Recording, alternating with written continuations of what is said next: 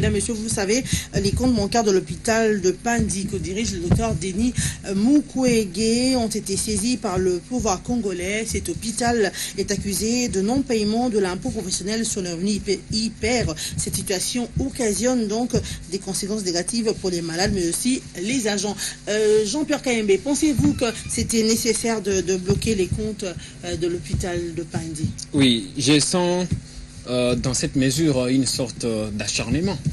Une sorte d'acharnement parce qu'il faut mesurer la capacité du travail qu'ont fait ces docteurs. Je suis allé à Panzi, je suis allé à Bukavu, j'ai vu à quel point ces gynécologues prennent soin de ces malades qui ne payent rien. Et d'ailleurs, malade, il ne doit pas payer l'hyper. J'y arrive. L'hôpital de Panzi a statut d'hôpital général de référence. Et de par ces statuts, étant une structure de soins de santé primaire, il est pris en charge par le pouvoir, il est pris en charge par l'État.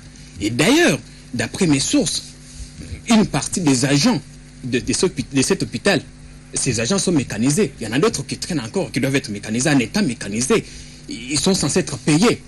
Non seulement le pouvoir paye ces agents, mais il prend également en charge l'approvisionnement des médicaments. Mais je n'ai pas fini. Allez-y, terminez, on va passer à... Alors, tout ce qu'il y a eu dans cette affaire de saisie des comptes bancaires, c'est que je sais que c'est par rapport à sa sortie médiatique très controversée récemment, par rapport à la révision constitutionnelle du haut de la tribune du Parlement européen. Mais je crois que c'était son avis, que ça ne devait pas lui attirer tous ces coups de foudre en handicapant le travail qui est en train d'être fait. Un travail que d'ailleurs le gouvernement congolais doit saluer et appuyer. Et je crois que c'est inhumain de prendre une telle mesure qui n'est pas très bien, qui n'est pas en tout cas du goût de tous. Il faut vraiment reconnaître le travail que fait ces gynécologues, lui qui pouvait faire autre chose en Europe. Il a laissé ses juteuses responsabilités en Europe pour revenir au pays et prendre soin des populations. Vous la estimez population qu'on devait tenir compte de ce qu'il fait en réparant les femmes. C'est une façon de les remercier à monnaie de singe. Vous avez fait la même lecture que Jean-Pierre qui pense que puisque le docteur Denis Mukwege prend soin des femmes gratuitement, les femmes violées dans l'Est de la République démocratique du Congo, il ne devait pas payer l'hyper ou c'est un acharnement comme le dit l'hôpital? Non, je ne marche pas sur le même point de vue. J'ai l'impression que le Congolais a toujours la culture de la gratuité. Il est vrai, si je dis à nos téléspectateurs de prendre mon article dans le journal Avenir. Quand je suis tombé sur le communiqué de l'hôpital de Panzi, j'ai appelé le responsable qui nous a déposé le communiqué. La première idée qui m'est venue en tête, c'était l'acharnement. Première idée, c'était l'acharnement. Il a fallu que je me réfère à l'autorité sanitaire, qui n'est autre que le ministre de la Santé. Je l'ai appelé. Il m'a dit exactement ceci. Je répète mot à mot ce qu'il m'a dit. Exact. Il est vrai que l'hôpital de Panzi a un statut d'un hôpital public. C'est un hôpital de référence. Voilà. Au même titre que l'hôpital de Mais qu'est-ce qui se passe? À l'intérieur de l'hôpital, il y a la fondation Panzi. La fondation Panzi perçoit de fonds à l'extérieur. Que le gouvernement congolais, que la DGI ne demande pas de justifier. Il y a une grande différence entre justification et déclaration. Allez-y. Il n'a pas demandé de justifier, mais le gouvernement et la DGI ont demandé de déclarer. Et les agents qui sont là-bas, ce sont les agents de la fondation Panzi. Voilà pourquoi on demande l'hyper. Mais pourquoi on n'a pas empêché les activités de la fondation seulement et bloquer tous les comptes? S'il vous plaît. Que deviennent les malades? On a débloqué le compte. Pourquoi?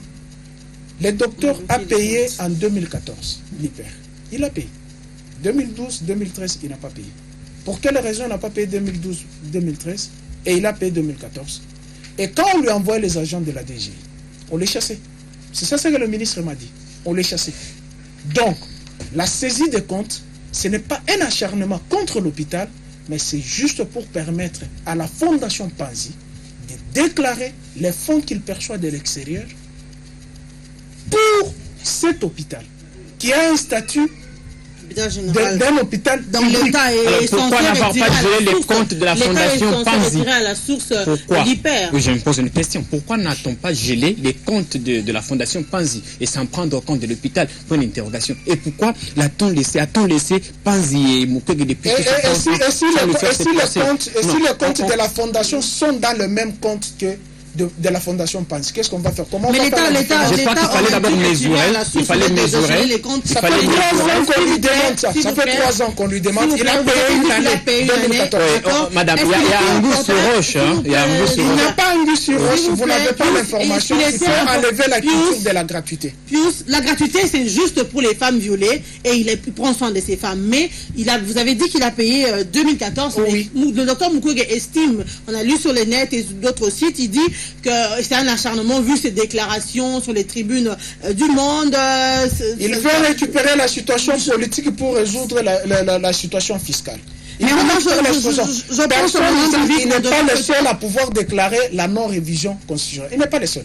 Il y en a plusieurs. Mais pourquoi est-ce qu'on met l'hôpital de Panzi alors qu'il y a plusieurs hôpitaux? Est-ce que l'hôpital général de référence paye? C'est vrai qu'on ne justifie pas le mal par le mal. Mais apparemment, il y a un flou. Ça donne l'air de la référence de Maman Emo doit peser alors qu'il a le statut d'un hôpital public. Je vous dis, c'est la fondation qui est au sein de l'hôpital. Mais c'est l'hôpital, ce sont les comptes de l'hôpital qu'on a Mais le compte de l'hôpital et le compte de la fondation sont dans un même compte. Comment l'État doit faire la différence entre les deux comptes?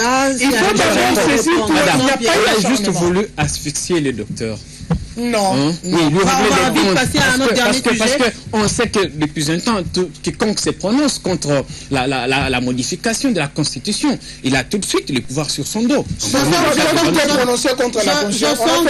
que Pius et Jean-Pierre ont beaucoup à dire, mais on va passer à notre tout dernier sujet et puis on va passer. Il ne faut pas se cacher sur la Constitution. S'il vous plaît, Pius, on passe à notre dernier sujet. Le journal satirique Charlie Hebdo a été donc attaqué le mercredi 7 janvier 2015 par un groupe se réclamant de l'islam. 12 personnes ont trouvé la mort, dont 4 principaux dessinateurs de ce journal. Le jeudi, la France a décrété une journée de deuil national et ces assaillants ont été repérés le vendredi matin dans une imprimerie en France. Ils disent ne pas sortir vivants de cet endroit. Ils seront donc des martyrs. Dites-nous, on va terminer. Quelle lecture faites-vous de cette situation qui s'est passée en France, Jean-Pierre? D'abord, ce soir, je rappelle aux téléspectateurs que je suis Charlie. Nous avons été à l'ambassade de France où nous avons déposé notre mémo démontrant en quelque sorte notre solidarité vis-à-vis du peuple français et de la presse française également.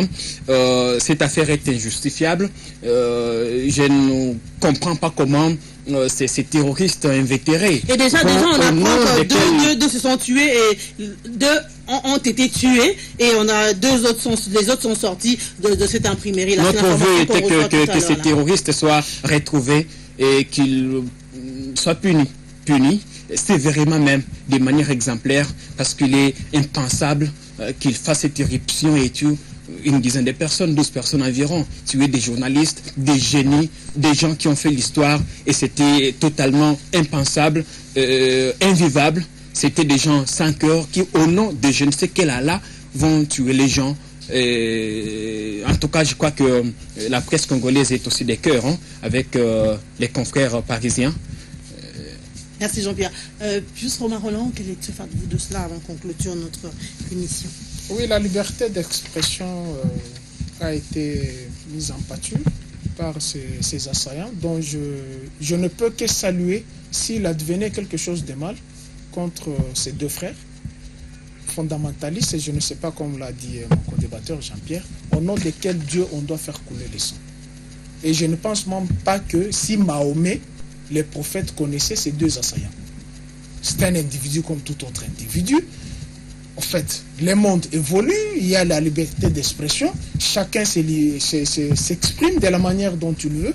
Bien sûr, il y a le respect de l'éthique et de la déontologie. Cela n'appelle pas à mettre fin à la vie d'un être humain qui est mari, époux, père, 2 enfants, et qui va prendre en charge ses enfants en dehors d'abord de la profession journalistique. Donc je trouve que, comme l'a dit Jean-Pierre, je suis de cœur avec nos amis français, je suis journaliste moi-même, et voilà tout ce que je peux dire puisque nous n'avons pas le temps. Je salue la gendarmerie, la police française, l'armée française qui qui a poursuivi ces assaillants jusqu'au dernier Mais j'aurais voulu que la même mobilisation qu'il y a eu en France, on puisse être aussi ici. Merci. Chaque fois que Merci, un journaliste...